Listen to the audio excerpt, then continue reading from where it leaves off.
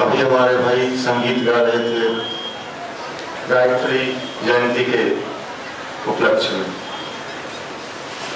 हम लोग एक ऐसे जमाने में जी रहे हैं जो कभी कभी ऐसा लगता है इस जमाने का सही में चाल क्या है ये समझ नहीं आता है, हमें किस दिशा में आगे बढ़ना चाहिए। एक ऐसे चौराहे पे हम लोग खड़े हैं कि जहां निर्णय लेना है किधर जाएं, असमंजस की स्थिति। कोई कहता है इधर चलो अच्छा है, कोई कहता है उधर चलो वो ठीक है, कोई उधर कहता है, कोई इधर कहता है। जाना किधर है ये समझ में नहीं आता है, असमंजस की गली। और निर्णय लेने की क्षमता हर कोई में होता नहीं है। अब क्या किया जाए? कोई कहता है साहब कर्म अच्छा है, कोई कहता है धर्म अच्छा है।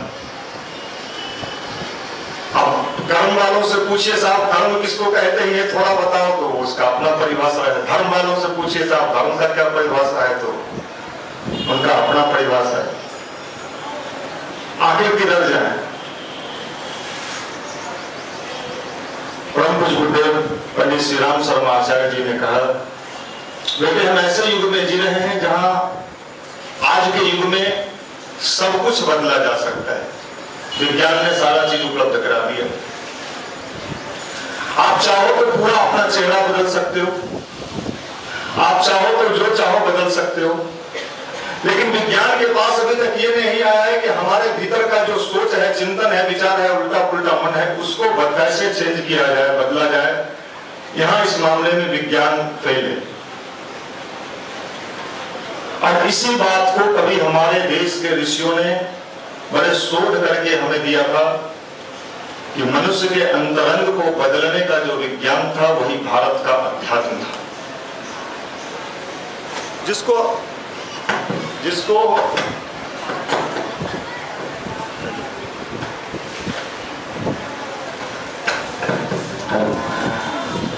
हमने मात्र पूजा पाठ भजन कीर्तन बना दिया। वो मात्र पूजा पाठ नहीं था। कर्म वालों को भी ये समझना होगा कि कर्म हमारा सही हो, अच्छे तरीके से हो, इसके लिए जो हमारे भीतर का जो सोच हो वो कैसे ठीक हो, तो इसके लिए धर्म की आवश्यकता है। और धर्म वालों को भी ये सोचना होगा कि मात्र पूजा पाठ का पत्रक लोगों को समझा बुझा के काम चलने वाला नहीं, दोनों को साथ लेके चलना होगा। कर्म भी चले, आपका कर्म क्या है? पढ़ना। अब हम कहें साहब कर्म तो है हमारा पढ़ना, लेकिन पढ़ने में मन नहीं लगता। हम लोग आपको उपदेश दे दें मन लगा के पढ़ो ना। अरे मन लगे तब तो मन लगाए, मन कहां लगता है? मन कैसे लगे? यही धर्म की आवश्यकता है। ये साइंस है, ये विज्ञान है। इसी विज्ञान को कभी हमारे देश के ऋषियों ने दिया था हमें, जिसके बल पर भारत कभी पूरे दुनिया का मार्गदर्शन करता था, पूरे विश्व का मार्गदर्शन करता था। आज लोग सोचते हैं कि टेक्नोलॉजी के बल पर हम दुनिया का मार्गदर्शन करेंगे। अगर टेक्नोलॉजी के बल पर दुनिया का मार्गदर्शन करना होगा तो अमेरिका एक नंबर में है, उसके बाद चाइना है, जापान है। हम अभी उस मामले में बहुत पीछे हैं। और जब तक हम वहां पहुंचेंगे वो और कहां पहुंचेगा आप कल्पना करिए। वो भी चुपचाप बैठा तो नहीं रहेगा कि साहब भारत वाले बढ़ रहे हैं, बढ़ने दो, हम तो चुपचाप टेक्नोलॉजी के क्षेत्र में बैठे रहे। इसलिए भारत अगर दुनिया का मार्गदर्शन करेगा तो अपने विज्ञान के बल पर करेगा, और भारत का विज्ञान ही पूरे विश्व का मार्गदर्शन कर सकता है।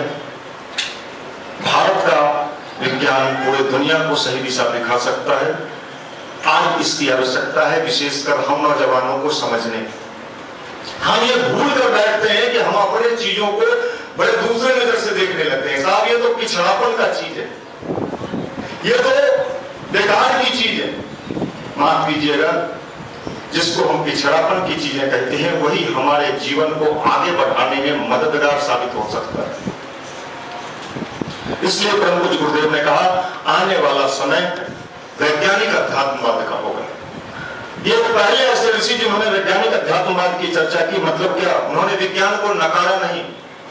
उन्होंने कहा विज्ञान की भी अपनी महत्ता है और अध्यात्म की अपनी महत्ता है। दोनों का अगर समन्वय हो, कोई हमको कह दे कि साहब ये काम करना चाहिए, तो आज के लोग पूछते हैं इसका साइंस क्या है।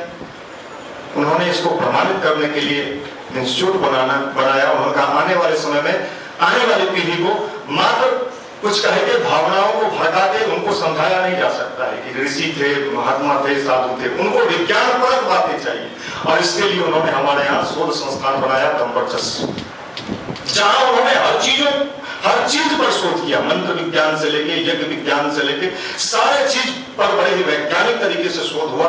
और आज कोई भी व्यक्ति शांति कुंज में जाके इन चीजों को देख सकता है कि कैसे मनुष्य के अंतरंग को प्रभावित करता है। हमारा मन बेचैन है, हम बेचैनी की स्थिति में। अब कोई मेडिकल साइंस वाला हमको बता दे कि जब हम बेचैनी की स्थिति में हैं कौन सा दवा हम पर चलाएगा?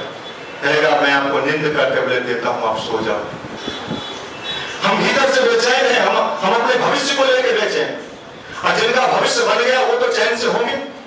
चलो साहब, हम बेचैन हैं कि हमारा भविष्य नहीं बना है, ठीक है मान लीजिए, लेकिन जिनका बन गया वो तो चैन से। जब उनसे मिलिए तो कहते हैं क्या कहें, इतनी परेशानी है, कोलेस्ट्रॉल बढ़ा हुआ है, बीपी का ऊपर लेवल बढ़ गया, शुगर अपना पहचान बना रहा। आखिर ऐसा क्यों होता है? इसके मूल में जाना होगा। इसके मूल में यही है कि व्यक्ति कहीं पहुंच के भी चैन से आज नहीं दिखता है। उसका वो चैन कहां चला गया, उसका वो आनंद कहां चला गया?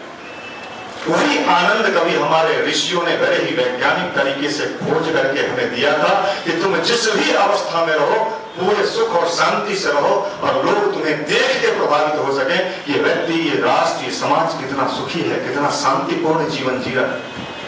अंग्रेज जब यहाँ पहली बार आया है, मुआयना किया है चारों तरफ, तो यही देखा है कि सामान्य से झोपड़ी में रहने वाले भी भारत के लोग बड़े सुखी और चैन की नींद सोते हैं।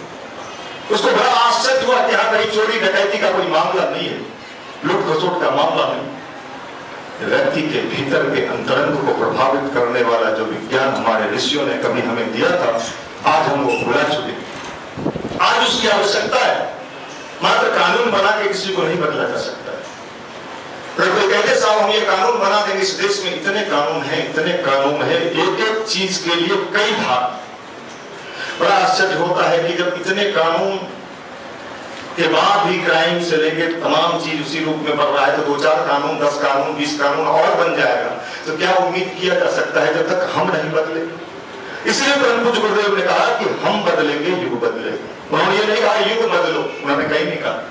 उन्होंने कहा पहले अपने को हम बदले और इसके लिए हम तैयार हो जाए। हम जितने अर्थों में अपने को बदल पाएंगे, हमारे लिए उतने ही अर्थों में युग बदला हुआ नजर आएगा। अगर हम बुरे हैं तो हम जिधर भी जाएंगे हमको चोर चक्का ही दिखाई पड़ेगा, भ्रष्ट युग है। अगर हम अच्छे हैं तो हम कहेंगे नहीं था, मुझे भी सोचेंगे बुराई तो है, मैं मानता हूं, लेकिन ये बुराई ठीक हो सकता है, बदला जा सकता है। जैसा आपके भीतर है आप बाहर वही चीज देखोगे। एक अच्छे आदमी से आप बात करिए, वो आपको हमेशा अच्छाई की बात करेगा। एक बुरे आदमी से आप बात कीजिए, वो हमेशा वही टॉक करेगा जो वो कर रहा। इसलिए यही है कि अंतरंग को कैसे बदला जाए।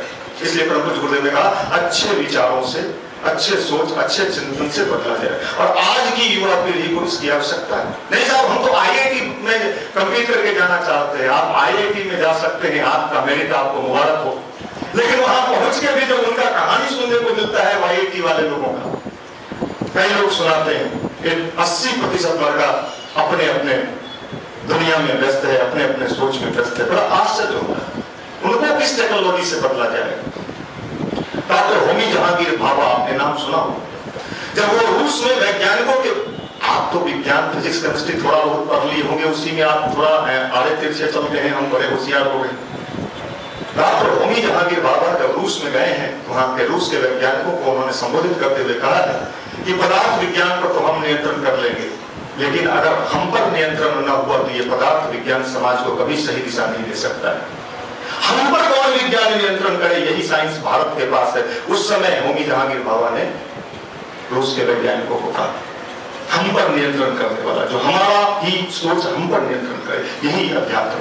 स्वामी विवेकानंद ने इसी बात को कभी पश्चिम में जाके कहा था। जब पश्चिम वालों ने उनसे पूछा कि आप अपने देश में कीर्तन क्यों नहीं गाते हो, इस देश में क्यों आए हो, आप अपने देश में इसका प्रचार क्यों नहीं करते हो, यहाँ क्यों आए हो, तो उन्होंने कहा मेरे देश को अभी रोटी की आवश्यकता है, मेरे देश में भी गरीबी है, तंगी है, भुखमरी है, वहां के लोगों को इसकी आवश्यकता नहीं है, ये तुम्हारे देश में इसकी आवश्यकता है, इसलिए मैं तुम्हारे देश में आया।